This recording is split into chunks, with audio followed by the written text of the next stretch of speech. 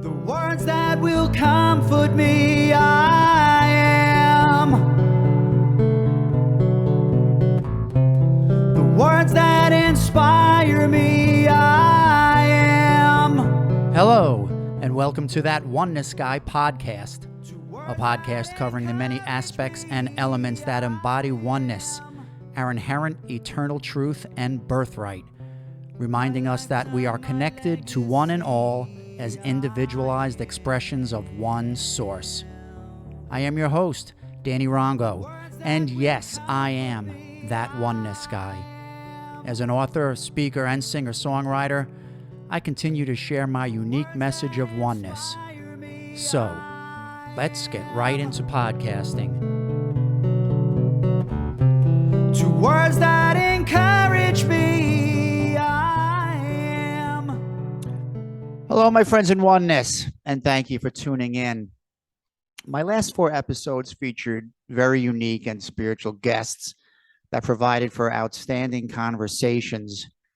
So a very quick shout out to energy healer Kirsty Collette, shamanic healer Renee McKenna, O-Tune Radio CEO Nicolette Williams, and spiritual author Sean Salamander. If you guys haven't had the chance to listen to these engaging episodes, please do, because they are all so unique and so awesome, and I loved recording them. But with that said, and at this point, I would like to return to my format of narrating the chapters from my most recent book, The WAYZ of Oneness, Helping to Navigate Life. As I just looked through the remaining chapters that I haven't read as of yet, I came across one of my personal favorite topics as it pertains to a oneness conversation, and that is duality. So, without any further ado, as they say, let's get right into podcasting. Duality. Road ahead is one way, but goes in both directions. How to navigate through duality. Well, my friends, the time has come to raise the roof and have some fun. Sorry, I couldn't resist. Here's a topic that I love. I mean, how could I not? Here I've been touting the ways of oneness and how we use the spirituality to help us navigate through so much of what life presents to us.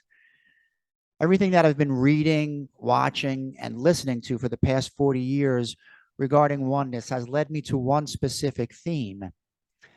And that is the concept that oneness means just that. One.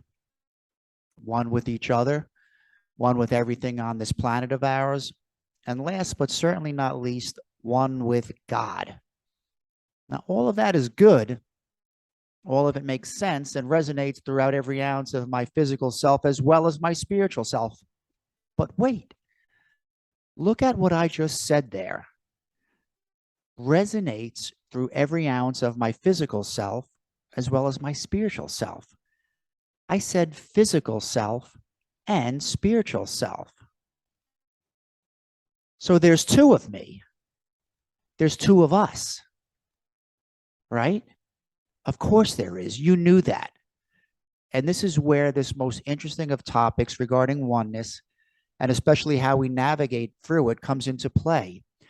And by that, my friends, I am referring to the topic of duality. The duality that we all live with here on our journey within the physical realm. Now, we know that duality means 2, but there's another word that helps us understand this concept better, and that word is contrast. As I've mentioned, I've been listening to the words and messages from the spirit guide Abraham. They refer to the duality that we face in life as contrast. I appreciate that coming from a spirit guide because it helps me understand how they, the spirits, view this dichotomy. So because I'll be using both words, duality and contrast, in this chapter, let's understand the similarities in their definitions. First, for duality. It says, the quality or condition of being dual.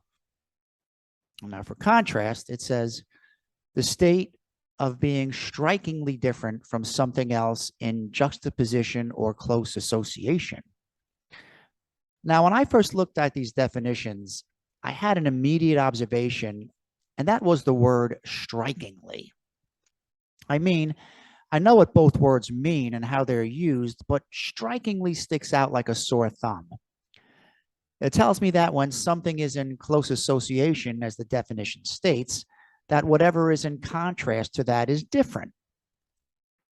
Now, the fact that a spirit guide uses that word must mean that our spirits recognize how strikingly different our physical world is from the spiritual world. I would say that's an honest assessment. Do you? I can only attest to what I've been discovering throughout my spiritual journey to date. I've had instances in my life that I would call spiritual. I know that how I've learned to process and live my life is definitely from more of a spiritual foundation. But because I'm still alive in this time-space reality, the majority of my experience is within the physical realm, obviously. So when a spirit guide refers to the difference between the physical and spiritual as strikingly, I'll just take their word for it. For this chapter, here's how we'll look at contrast and duality. The contrast that our lives represent presents us with a unique duality. And I think that kind of sums it up. I remember when I first started to piece the life puzzle together, the question of our duality was always hard to grasp. Like I mentioned in the first paragraph, everything is about one, about being one with each other and one with our source or our God. But yet, our lives represent everything in twos, if you may. Now, before I dive into this topic completely, I would like to digress once again to the words of my guru, the late Dr. Wayne Dyer, regarding duality. So let's dive right into what he said. It's time for fuel running low, in need of dire straits. And I quote, "Oneness is difficult to adequately comprehend because we're so immersed in a world of things that seem other to us." The opening line of the Tao Te Ching suggests that the Tao that can be named is not the eternal Tao. In other words, as soon as it's named, it's lost because we've created a dichotomy. Oneness means just that, only one. The instant we label or name it, it's something else, separate. It's no longer the unity of oneness. Okay, again, that's from Dr. Wayne Dyer. So let's break down what Dr. Dyer is actually talking about. And I love this quote about oneness as Wayne references the words of Lao Tzu that were taken from the Tao Te Ching. When he says the Tao that can be named is not the eternal Tao, that refers to oneness. In other words, if everything is one, the moment you label something, it creates the dichotomy that he refers to. Wayne uses that quote in one of his evening meditations, and that Andrea and I always chuckle at that line. Because when you hear it for the first time, it does sound kind of confusing, right? And we honestly didn't get it at first. So please don't feel lesser of a spiritual person if you didn't get it at first either. Now, when Dr. Dyer would refer to life on the other side, heaven or spirit form, or what you like to call it, he would say that it is devoid of all dichotomies, meaning there is only the one. That is why we say that we come from oneness. But in a world that is devoid of all dichotomies, there is no contrast. If everything is one, then there is no up and down, no right and wrong, no life and death. Now, I'll get into why it's important to recognize that statement in a little bit. I recall a specific video in which Dr. Dyer mentions how the idea of oneness is next to impossible to grasp because we live in a world of contrasts, and contrast requires more than one element. And this is a wonderful statement, but not an endorsement for me and the message of this book. I'll break this down further as to why it's important. Let's just say for now that it is needed so very much as we come to understand all that oneness is, and it directly concerns the duality that we live with.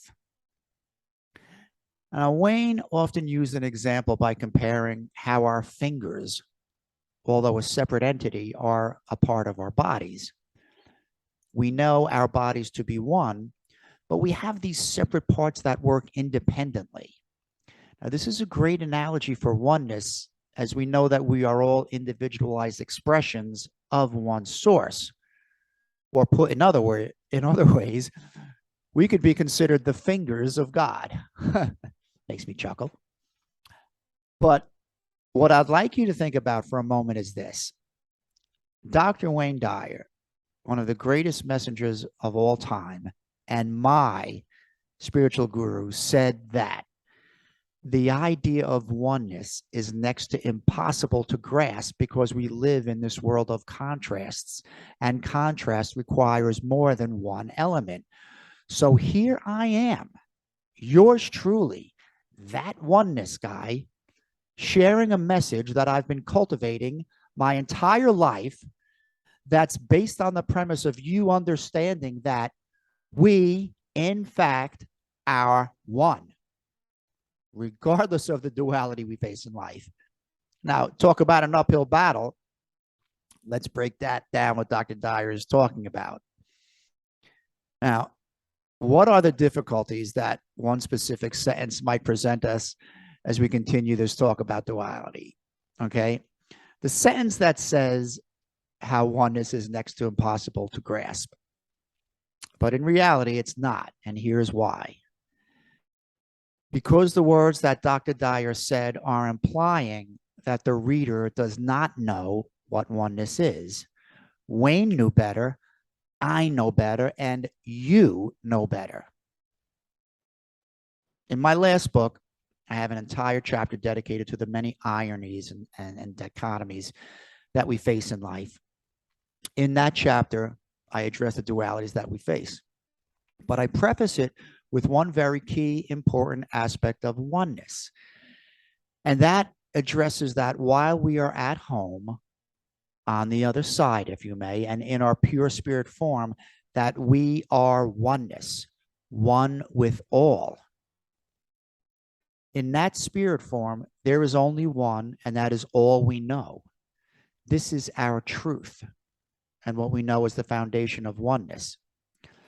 But for us to truly understand all that oneness represents, we have to experience what it does not represent. Here's another way to think about it.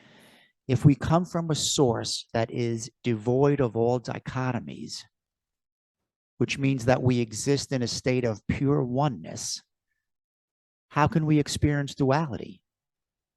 We cannot.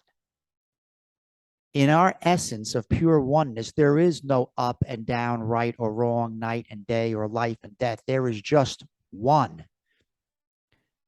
And what we've learned from oneness is that our only objective is to expand. If our essence is infinite pure spirit, then how do we grow? The answer is through expansion. Our souls, or what I like to say, my acronym STEVLs, need to expand for our journeys to continue. And for us to expand means that we have to experience the world of contrast and duality.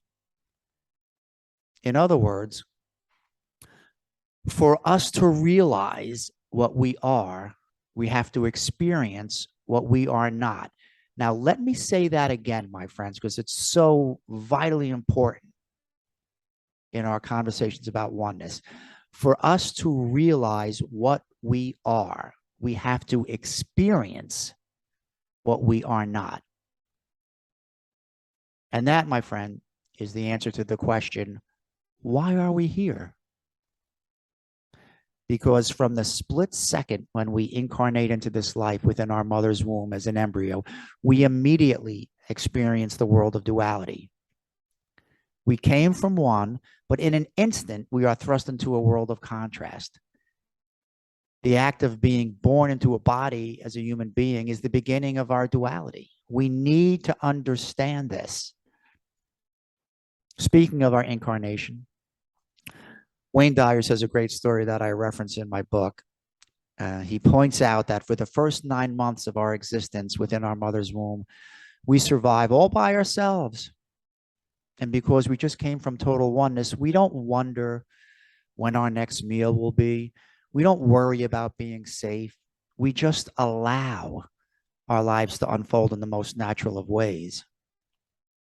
But then something happens. After approximately 9 months, we leave the womb. Our parents take us into their arms, and it's as if they say, "Thanks, God, we'll take it from here." And that is the exact moment when duality gets firmly implanted in our being and our subconscious.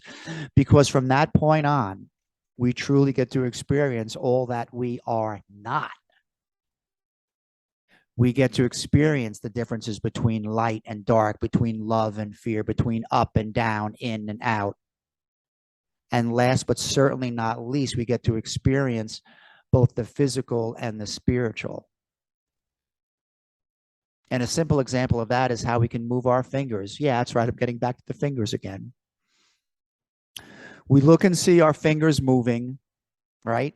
Which represents the physical. But what we don't know is how they move. Yes, it's our brain instructing us to move our fingers, but who's giving the order? Who's the man behind the curtain, so to speak?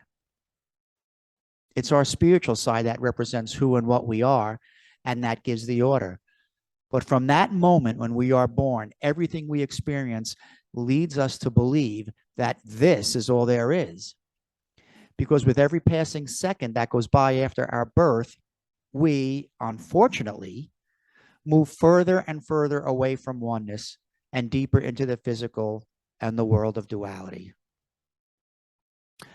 Our lives are centered around our physical senses as to what we can see, hear, touch, and smell. We know this. We believe that we came from our parents, but we are separate from them. We have siblings from the same parents, but we are separate from them as well. As we grow, we are taught that our family is from a certain country and thereby separate. We are taught to follow a specific religion that is separate from all other religions. We are also taught that we need to succeed, that no one is going to help us, that life is a struggle and we must work harder than the next person, who, by the way, is also separate from you. We are taught that knowledge is more important than how we feel. Again, knowledge referring to a level of insight on specific subject one attains as compared to others. And then we meet someone whom we believe is our soulmate, and we are told that this is how two become one. And then we have children of our own, and unfortunately, we repeat the same cycle, which is the falsehood or ego-driven thought that we are separate from one another and separate from our source. When you think about it, how can we think otherwise? Every single aspect of our being while we're in this physical realm leads us to believe that we are separate from one another, and sadly enough, separate from God, or again, what I say, devils. And that is why Dr. Dyer alluded to oneness as being impossible to grasp for some. I get that. I'm sure you do too. But it helps when you visualize the pure essence of spirit, of oneness that we come from. It truly is one. But if that's all we know, how do we come to realize all that oneness is? Again, we can't until we experience this life in the physical, which, again, represents what we are not. And so, as we all make our way through these lives of ours, this cycle continues until each one of us recognizes oneness, right? or until someone introduces us to a form of spirituality that understands oneness, that the essence that we fully understood before we were born has never left us.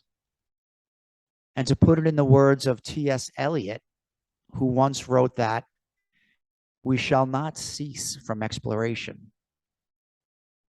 And the end of all our exploring will be to arrive where we started and to know the place for the first time. You see, folks, everything comes back to oneness. We will all realize one day that oneness is where we came from at some point in time, and make no mistake about it, whether we come to realize it and benefit from it or not, we are all returning to that place that T.S. Eliot referred to, and we'll know it for the first time. And there's the kicker. We can all benefit from knowing oneness, even though we live in a world of duality. As long as we recognize what I referenced earlier, that for us to fully realize what we are, we have to experience what we are not. And again, that's what this life in the physical form is for. As you've heard me mention hundreds of times now, we are not human beings having a spiritual experience, but it is the other way around. We are spiritual beings having this human experience, although this world has taught us differently. We need to look beyond what an outside source may have told you as a child and look for answers within. When you do, you come to know your truth. When you listen to your intuition, which, by the way, is your God speaking directly to you, you figure it out. Now, why? Because it feels right. That's those intuitive gut feelings that never steer us wrong. And it's those good feelings that we know vibrationally align with what our source is. We need to listen to them more, my friends. Think about it. Without dark, how can you know what light is? You can't. This world of duality serves a complete and exact purpose for us. Everything is on purpose. There are no accidents in a perfect universe. You've heard me say these things plenty of times by now, but they need repeating, especially in light of the topic for this chapter. Now, I would like to get back to some of the words from the spirit guide Abraham. If you remember in the last chapter, I discussed the video meditation called It's a Really Good Day. And the next time you listen to that, make a note of when Abraham talks about contrast. There's a part where Abraham references, as we go through our days, that contrast will still exist. By that, they mean that each and everything that crosses our path on any given day, waking up, driving your car, going to work, etc., everything in our physical world is considered contrast. How is that so? Go ahead. You got this one. Right. Because we are not physical beings. We are spiritual beings having this human experience. So what they're saying is that everything that we encounter on any given day is in contrast and presents us with an opportunity for growth and an opportunity to learn. Now, the important thing for us to realize throughout these occurrences is that whatever they are, we shouldn't label them as good or bad. And that is because no matter what they are, those experiences are not us being off our path, but still being on our path, as Abraham says. We should embrace every single happening and event from every single day. This is what our divinity and our oneness reminds us to do. One of the core aspects of oneness, as noted, is that everything happens for a reason, that there are no accidents in a perfect universe. So those truths teach us to embrace whatever we may encounter or face in our daily lives. We get so caught up in things that make us mad or upset. But in the grand scheme of things, why? Why do we let things affect us the way we do? We've learned that it's a part of living, within contrast. It's part of the duality that we chose to experience in our physical journey. Yes. Every encounter and happening is of our choosing. The sooner we understand this, the sooner we get to experience the ways of oneness to their fullest.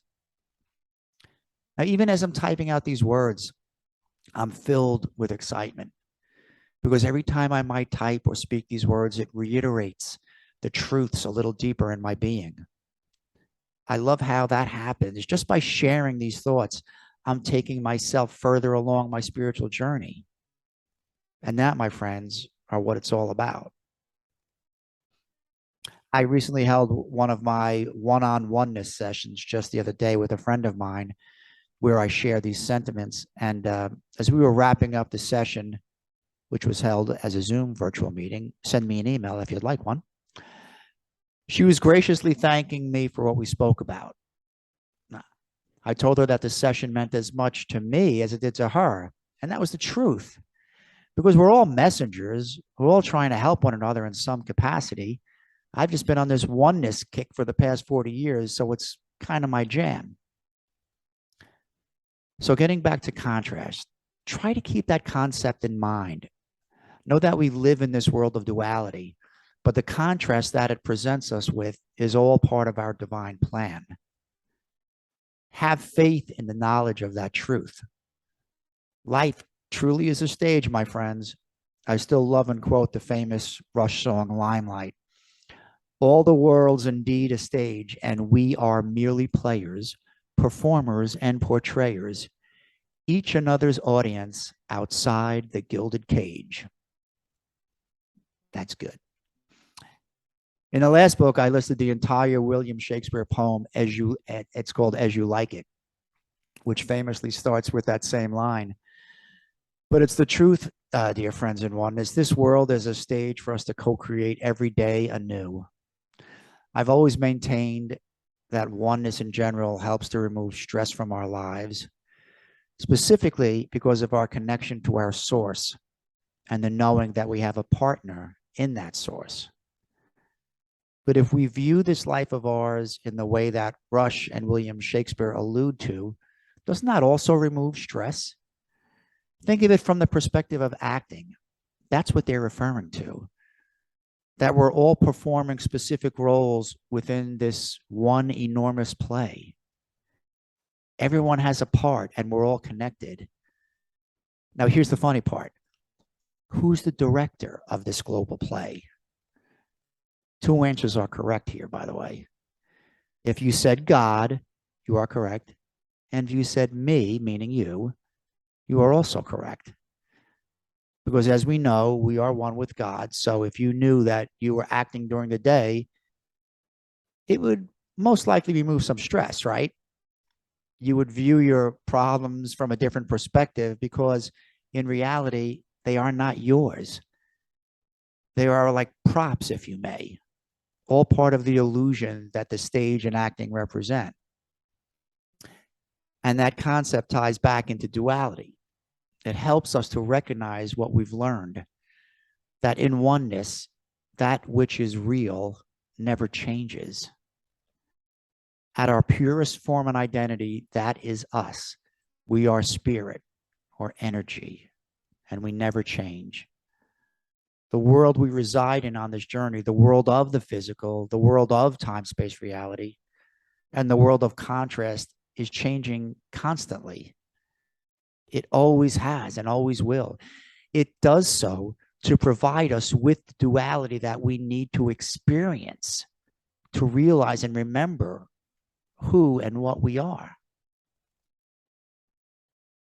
So to address the question, which is, how do we navigate through a world of duality? The answer is simple.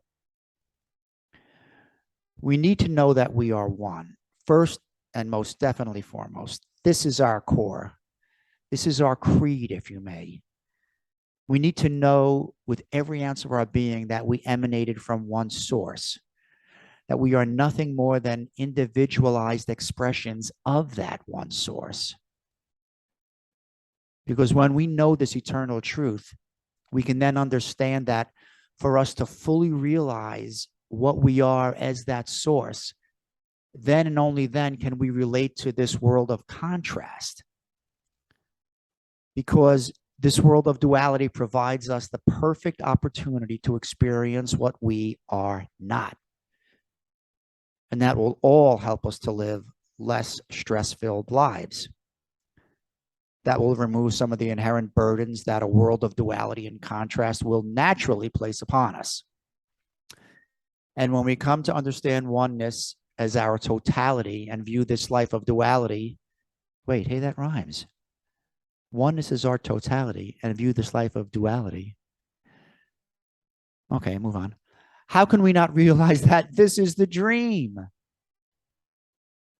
With thanks to Tao Te Ching, Oneness also teaches us to know that that which is real never changes. So with that being the case, we know that every second of our life here on earth represents change. Our fingernails continue to grow. We shed skin.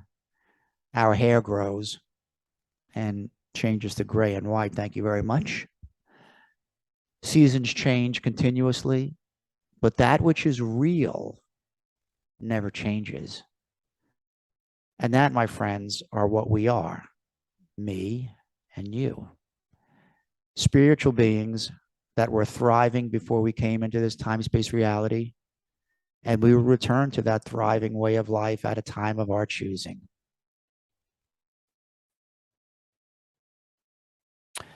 So, thank you again for listening to the podcast I'm calling That Oneness Guy. This has been episode number 53, The WAYZ of Oneness, audio chapters, chapter 5, Duality. And finally, a reminder that you can find this book that I'm reading, The WAYZ of Oneness, Helping to Navigate Life. It is available on Amazon in a Kindle version. Just visit Amazon.com and search for my book and you'll find it. So for now, again, my friends, my name is Danny Rongo, and yes, I am that oneness guy. Please look for my next show and know that until then, I always send you continued peace, love, light, and continued oneness. Namaste.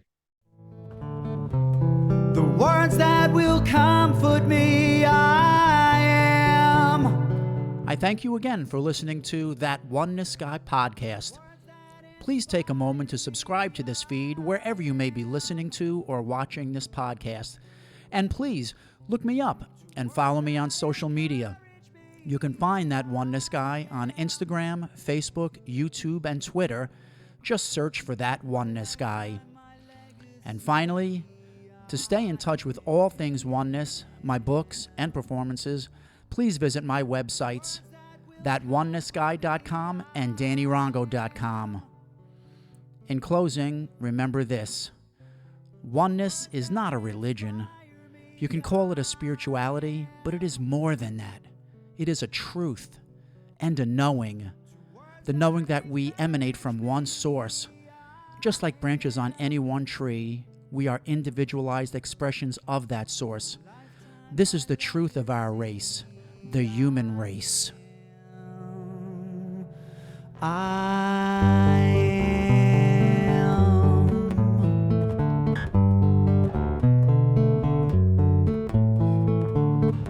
am one of many who have come to see